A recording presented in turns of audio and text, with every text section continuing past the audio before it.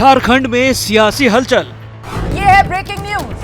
हेमंत सोरेन की सदस्यता रद्द कर दी गई है। हेमंत सोरेन के खिलाफ ये गया है केंद्रीय चुनाव आयोग का फैसला। केंद्रीय सूचना आयोग ने अपना मत राज्यपाल को दे दिया है। 2:30 बजे से 3 बजे के बीच ये बात निकलकर सामने आ जाएगी कि राजपत्र में ये प्रकाशित हो चुका है कि हेमंत सोरेन की सदस्यता रद्द कर दी गई है। राज्यपाल तक सबसे पहले पहुंचा एबीपी न्यूज। क्या मसला है उस पर एक प्रतिक्रिया दे दे प्लीज। अब राजभवन जाऊंगा, अगर यहाँ आया होगा तभी मैं बता पाऊंगा। बदलती राजनीति की हर खबर। 6 साल के लिए प्रतिबंधित हो सकते हैं, ये खबर है क्योंकि ये चर्चा बीच में आई थी और हमारे सूत्र ने ये बताया था। हम बार बार एबीपी न्यूज में बहुत क्लियरिटी के साथ कोई भी खबर बताते हैं और जिम्मेदारी के साथ खबर ब्रेक करते हैं, इसलिए आपसे कह रहे हैं सबसे पहले सिर्फ एबीपी न्यूज पर। एबीपी न्यूज आपको रखे आगे। देखिए, बड़ी खबर झारखंड से है। झारखंड में कुछ ही देर बाद मुख्यमंत्री हेमंत सोरेन को लेकर बड़ा फैसला आ सकता है। खबर के मुताबिक सुबह 11 से 12 बजे के बीच राज्यपाल फैसला सुना सकते हैं। वो फैसला जो सीलबंद लिफाफे में चुनाव आयोग की तरफ से कल ही राज्यपाल को सौंप दिया गया था। इससे पहले राजनीतिक हलचल भी तेज हो रही है। एक जानकारी यह भी सामने आ रही है कि सुबह 11 बजे हेमंत सोरेन के घर पर तमाम सहयोगी दल जो हैं उनकी बैठक होगी और इस बैठक में जेएमएम, कांग्रेस, आरजेडी के विधायक शामिल होंगे। आगे रणनीति क्या बनाई जाए, किस तरीके से सरकार पर किसी तरीके का कोई संकट ना आए, इसको लेकर मिलकर कदम बढ़ाया जाए, इसी पर रणनीति बनाई जाएगी। और अगर जरूरत पड़े तो अगला मुख्यमंत्री कौन, उस नाम पर भी बहुत हद तक उम्मीद की जा रही है कि मोहर लग जाएगी।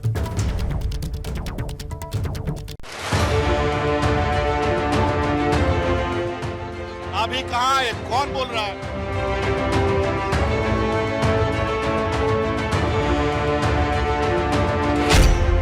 बंद लिफाफे में चुनाव आयोग ने जो राय भेजी है उसने हेमंत सरकार के लिए खतरे की घंटी बजा दी है। खबर यह है कि चुनाव आयोग ने हेमंत सोरेन की सदस्यता को रद्द करने की सिफारिश कर दी है। आखिरी फैसला राज्यपाल को लेना है। जो आपकी सूचना है और जो पता चल रहा है और आपके माध्यम से और भी पुख्ता हो रहा है वो कि इलेक्शन कमीशन ने अपना पत्र जो है गवर्नर साहब को भेज दिया है, जिसको चोरी और सीनाजोरी कहते हैं, उनके लिए एक बड़ा सबक है। चुनाव आयोग का फैसला क्या है, इस बात की सूचना अभी सीएम आवास तक नहीं पहुंची है। निर्वाचन आयोग के फैसले पर आपके खिलाफ साजिश तो नहीं है, क्या लगता है? अभी कहाँ है, कौन बोल रहा है? चुनाव आयोग की सिफारिश को लेकर राज्यपाल रमेश वैश्य आज कोई बड़ा फैसला कर सकते हैं। मिली जानकारी के मुताबिक हेमंत सोरेन को जनप्रतिनिधि कानून 1951 की धारा 9A उल्लंघन का दोषी माना गया है, इसलिए उनकी सदस्यता रद्द करने की सिफारिश की गई है। मुख्यमंत्री रहते हुए भ्रष्टाचार को भी बढ़ावा देने का काम किया, तो मुख्यमंत्री की जो 191(9)A के तहत इनकी सदस्यता तो जानी ही चाहिए, साथ ही साथ जो एक्ट करता है इसको डिबार भी करनी चाहिए। सोरेन की कुर्सी पर खतरा क्यों मंडरा रहा है, पूरा मामला समझिए।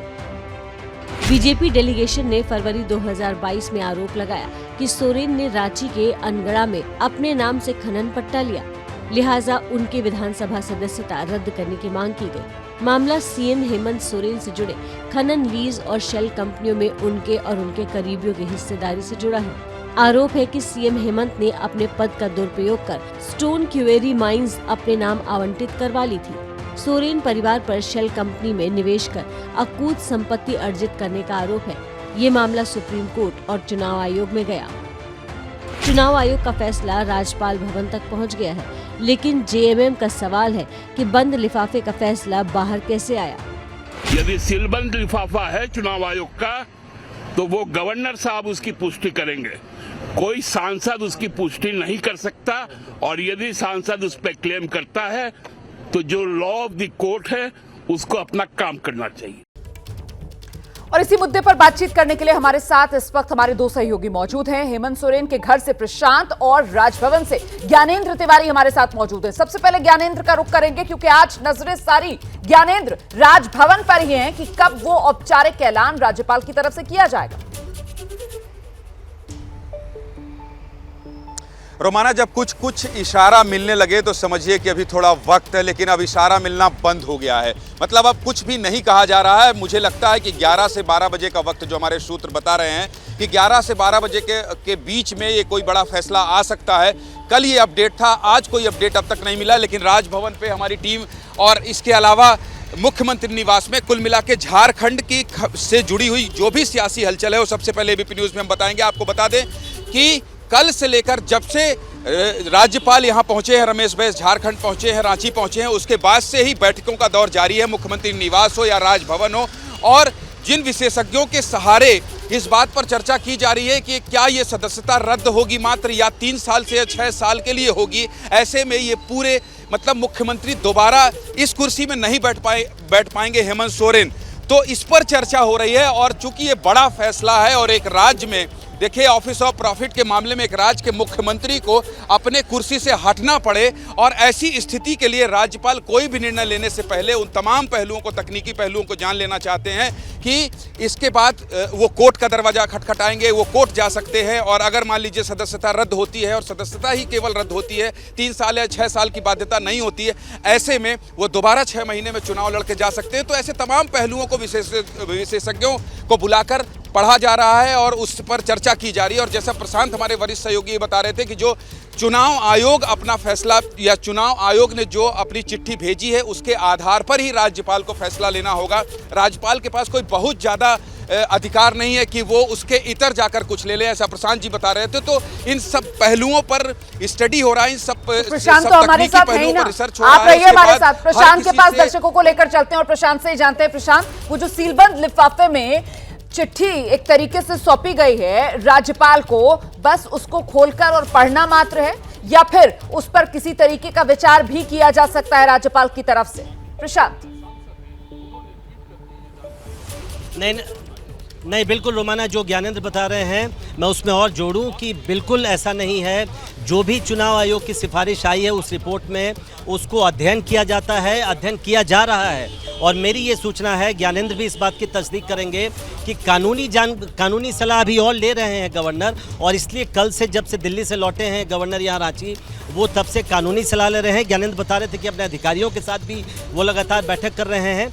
तो एक एक कानूनी पहलू पर विचार किया जा रहा है और बड़े से बड़ा जो भी कानूनी जानकार है उसकी राय ली जा रही है, ताकि जो चुनाव आयोग ने सिफारिश की है ये बिल्कुल साफ है। ये संविधान में लिखा है रोमाना, उसके मुताबिक कि गवर्नर की जो शक्तियां हैं वो इस मामले में चुनाव आयोग की जो सिफारिश है उससे बंधी हुई हैं, वो इससे इतर फैसला नहीं ले सकता। लिहाजा जाहिर तौर पर राज्यपाल चाहते हैं कि ठोक ठठा के कुछ भी फैसला लिया जाए। जो फैसला लिया जाए वो कोर्ट में अगर जाते हैं हेमंत सोरेन या जिसके भी खिलाफ वो फैसला लिया जा रहा है, जब वो कोर्ट में जाए तो वहाँ पर भी उनका फैसला स्टैंड करे।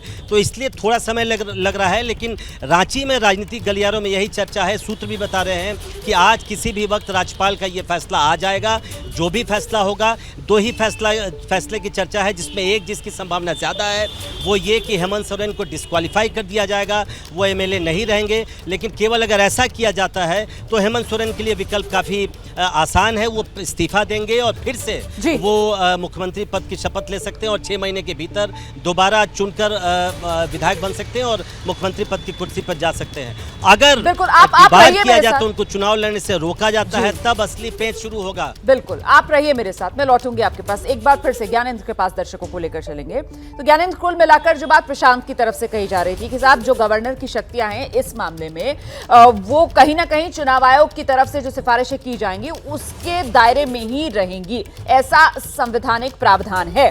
चुनाव आयोग की सिफारिश जो सीलबंद लिफाफे में राज्यपाल के पास पहुंची है उसको लेकर फिलहाल अध्ययन किया जा रहा है, जो आप जानकारी दे रहे हैं। कुल मिलाकर गुंजाइश ज्यादा है नहीं, लेकिन ये बात साफ है कि अगर विरोध में फैसला आता है, मनमाफिक फैसला नहीं आता है हेमंत सोरेन की, जिसकी काफी संभावना जताई जा रही है, तो फिर कानूनी रास्ता भी उनके पास खुला होगा। इसीलिए ये वक्त लग रहा है। जी बिल्कुल, देखिए ऐसा है कि अगर मान लीजिए चुनाव आयोग ने सीलबंद लिफाफे में अपनी बात, अपनी राय भेज दी है, राज्यपाल रमेश बैस उस पर फैसला देंगे।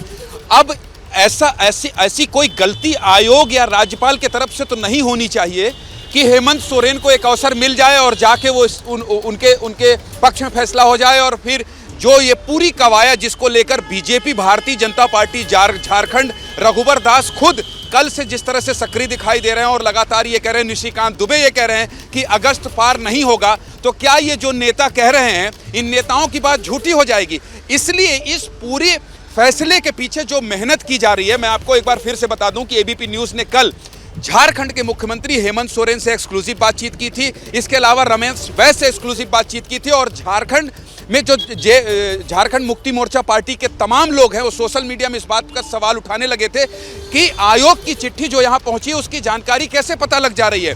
तो जब एक एक चीज पर सरकार के लोग हों या हेमंत सोरेन खुद हों इस पर सवाल उठा रहे हो, तो ऐसे में कोई भी चीज लीक ना हो जाए और कोई कमी ना रह जाए और हेमंत सोरेन को कोई दूसरा मौका ना मिल जाए, इसलिए कानूनी पहलुओं पर, जैसा प्रशांत जी कह रहे थे और मेरे भी सूत्र ही बता रहे हैं कि हर चीज को ठोक बजा कर लेना चाहते हैं राज्यपाल, और इसलिए वक्त लग रहा है क्योंकि मेरे पुख्ता सूत्र कल ये बताए थे कि 2 बजे वो पहुंचेंगे, 2:15 बजे राजभवन पहुंचेंगे, 2:30 बजे अफसरों से मीटिंग करेंगे और 3 बजे इस पर फैसला आ जाएगा। लेकिन बात कहीं हुई है और पेच फंसा है, जिसके बाद लगातार जानकारों से इस पर जानकारी जुटाई जा रही है, तमाम एक एक पहलुओं पर अध्ययन किया जा रहा है कि अगर ये फैसला आता है तो फिर अंतिम फैसला होना चाहिए और मुख्यमंत्री हेमंत सोरेन के पास कोई दूसरा विकल्प ना हो चुनाव लड़ने का या कोर्ट जाने का। कुल मिलाकर इस फैसले को मजबूत आधार देने के पीछे जो कवायद है फिलहाल रोमाना वही चल रही है, हमारे सूत्र भी यही बता रहे हैं। एक बार फिर से प्रशांत का रुख करेंगे, तो ऐसे में प्रशांत, रणनीति जो है वो जेएमएम की तरफ से भी बनाई जा रही है और यही वजह है कि सुबह 11 बजे तमाम जो गठबंधन के साथी हैं उनके साथ बैठक करने वाले हैं हेमंत सोरेन। इस बैठक को लेकर क्या खबर है, क्योंकि आप तो वहीं मुख्यमंत्री आवास के बाहर ही मौजूद हैं प्रशांत?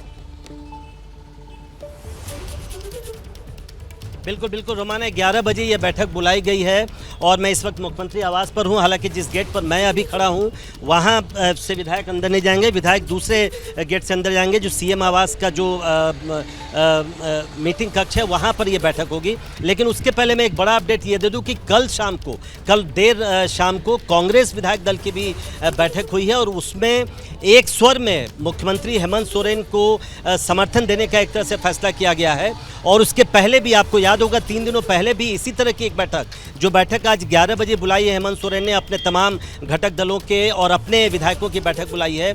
उस दिन भी ये बैठक हुई थी और मेरी जानकारी ये है कि उसी दिन कांग्रेस की ओर से भी जितने भी कांग्रेस के 18 विधायक हैं अभी, लेकिन 3 विधायक कोलकाता में किसी एक मामले में अरेस्ट हुए थे, उन्हें जमानत मिल गई है, लेकिन उन्हें कोलकाता में ही 3 महीने रहने के लिए कहा गया था, लिहाजा वो यहाँ नहीं आ सकते।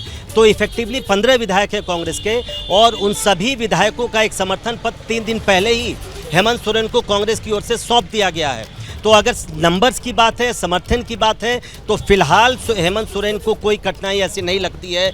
हाँ, जैसा मैं पिछली बार अभी कुछ देर पहले मैं आपसे कह रहा था कि अगर डिबार किया जाता है हेमंत सोरेन को, चुनाव लड़ने से रोका जाता है, तब समस्या ज़्यादा शुरू होगी, तब ज़्यादा पेचीदगी से आएगी। और तब मेरी जानकारी है कि अभी 3 नामों पर चर्चा चल रही है। हम नाम जान रहे हैं, हेमंत सोरेन की पत्नी हैं कल्पना सोरेन, हेमंत सोरेन की मां हैं जो शिबू सोरेन की पत्नी हैं, उनके नाम पर भी विचार किया जा रहा है। मेरी पुख्ता सूत्रों से ये मुझे जानकारी मिली है। और एक रूपी सोरेन है जो एक विधायक हैं, हालांकि सूत्रों का कहना है कि उनकी संभावना कम है क्योंकि वो परिवार से बाहर की हैं। हेमंत सोरेन किसी भी तौर पर नहीं चाहेंगे कि जो शक्तियां हैं वो परिवार के बाहर जाएं, लिहाजा परिवार में ही कोई मुख्यमंत्री का पद संभाले, इस पर ज्यादा इसकी संभावना ज्यादा है। आपका भी तो कुल मिलाकर इस वक्त सबकी नजर जो है वो उस फैसले पर लगी हुई है जो बताया जा रहा है 11 से 12 बजे के बीच राज्यपाल की तरफ से सुनाया जा सकता है। और इसमें अगर सिर्फ सदस्यता रद्द का मामला है तो मुश्किलें नहीं बढ़ेंगी, लेकिन अगर चुनाव लड़ने पर भी रोक लगा दिया जाता है तो फिर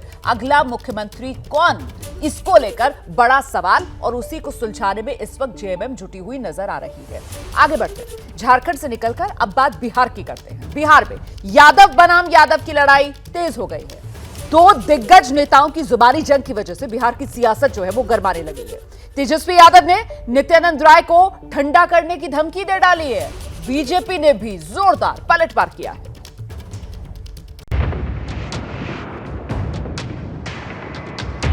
बिहार में खेला करना चाह रहे थे महाराष्ट्र वाला, वो थोड़ा लाइन में रहे, सब कुछ ठंडा दिया जाएगा। हम तो कहा कि ठंडा तू कर भाई, हमरा करिए दे।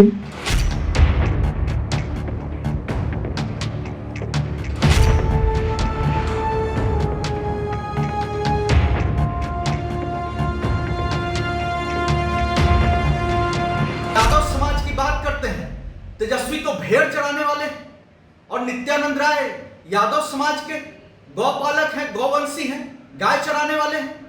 बिहार की जनता को भी पता है कि असली यादव कौन है।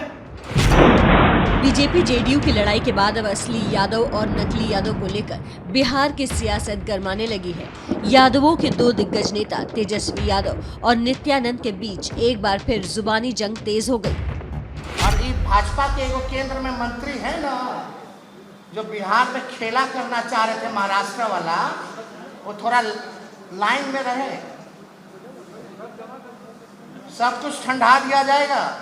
पहले दोनों लोग बैठिए, जोन जितना ज्यादा भैंसी के दूध दूहते दूहते तू ठंडा हुआ कि हम ठंडा हुए। नित्यानंद यादव ने दावा किया है कि तेजस्वी यादव डर गए थे, इसी डर की वजह से नीतीश कुमार से हाथ मिला लिया। जरा सुनिए तेजस्वी यादव किस बात से डरे हुए थे। लेकिन तेजस्वी लगता, हमको आज से लग रहा है कि तेजस्वी इसलिए गठबंधन कर लिया, उसको लग रहा था कि भारतीय जनता पार्टी को शायद मुख्यमंत्री बनाने वाली है। ऐसा ही सवाल उठ रहा है कि क्या सचमुच नित्यानंद राय को बीजेपी मुख्यमंत्री बनाने वाली थी। खबरों की माने तो बीजेपी जेडीयू की राहें अलग होने के पीछे नित्यानंद राय के नाम की भूमिका अहम थी। जेडीयू बीजेपी गठबंधन टूटने से पहले नित्यानंद को बिहार में बड़ी भूमिका दिए जाने को लेकर सियासी अटकलें तेज हो गई थी। इस खबर ने नीतीश कुमार की बेचैनी बढ़ा दी थी। सूत्रों के मुताबिक सीएम नीतीश कुमार ने लालू को सलाह दी थी कि अगर नित्यानंद राय को बीजेपी आगे कर दी तो एमवाई का समीकरण गड़बड़ हो जाएगा। वहीं नीतीश को डर था कि बीजेपी उनके कोयरी, कुर्मी और अति पिछड़ी जातियों को भी प्रभावित कर सकती है। इसी डर से दोनों आरजेडी और जेडीयू साथ आ गए।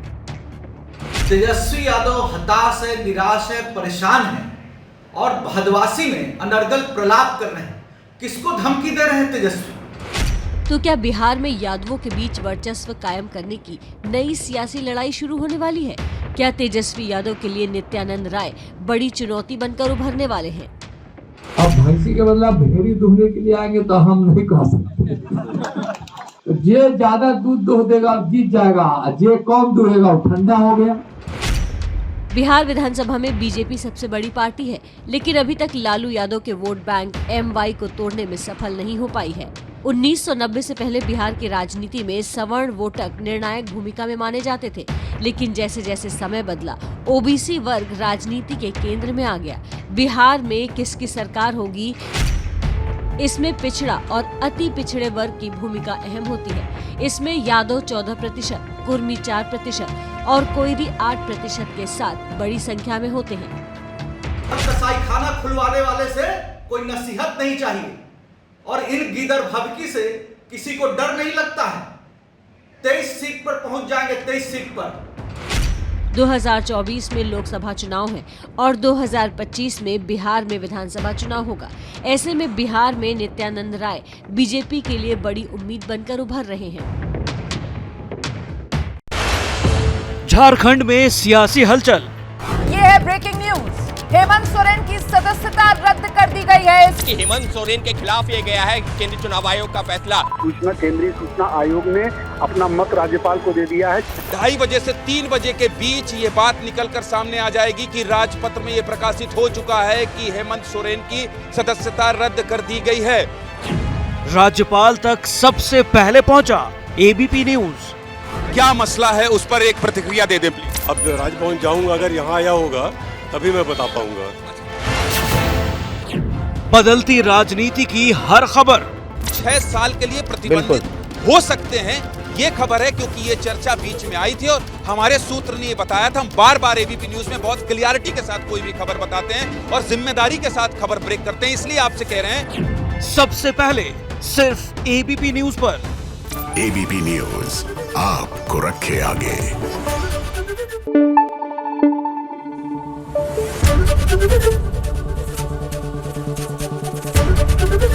एबीपी न्यूज आपको रखे आगे।